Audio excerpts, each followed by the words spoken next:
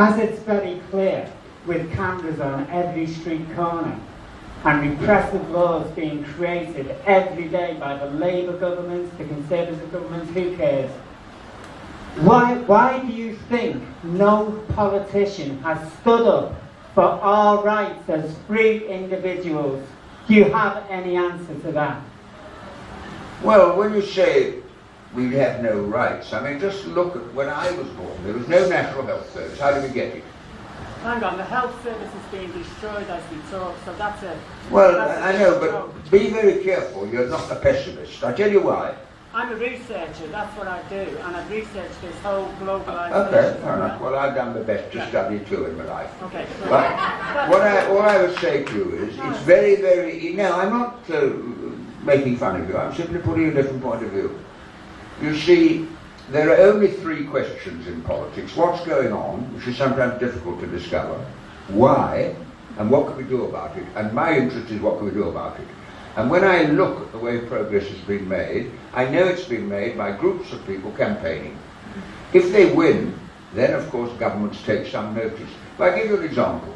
When I was 10 in 1935, I pushed literature through the letterbox for the Labour candidate. And I kept it. I've kept everything all my life. It's a terrible habit. But I got that leaflet, and I tell you what it showed. It was issued by the National Union of Mine Workers. And in the 9 years before 1935, 1,200,000 miners were injured, and 7,800 miners were killed in the pits. And who was the guy who headed up the health service? A Welsh miner called Benn. So all I'm saying, if you're too pessimistic, you don't make the effort. No, but I do make the effort. I put talks on here. I've dedicated my whole life to doing something about this because this is global fascism. You know it is, and I know it is. Don't say anything else. Well, if you say it's global fascism... Well, you know it is. Well, of course it isn't global fascism. Ridiculous. Well, I mean, no, Hitler killed 6 million Jews. Don't remember that's going on all over. No, come on. England and America have killed up to 1.2 million Iraqis and Afghanis. Yeah, I know. Well, I'm only telling you, if you exaggerate your case, no one will listen to you. Did I exaggerate that? Of course you do, saying global fascism. It's ridiculous, but I tell you... No, that is not ridiculous. Well, anyway, I think it's ridiculous, but I mean, maybe someone will listen to you. You go in the streets and say we've got global fascism. No, we're here because we respect you. But I tell you the problem. You may be a researcher. I'm sure you're a good researcher. I am a very good researcher. I'm sure you are. The question is, if you're going to change things, you have to do two things.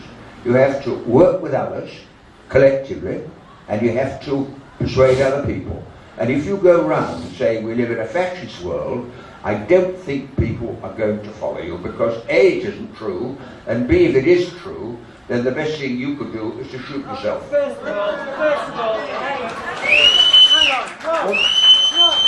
We're going to move on. We're going to have to move on. There's other people in the room as well. Yeah. Well, I'm only giving you my view because, you see, for me, fear and gloom is a prison into which you put yourself. It's hope that is the fuel of progress. And if you don't retain some hope, nobody's going to do anything. That's my problem.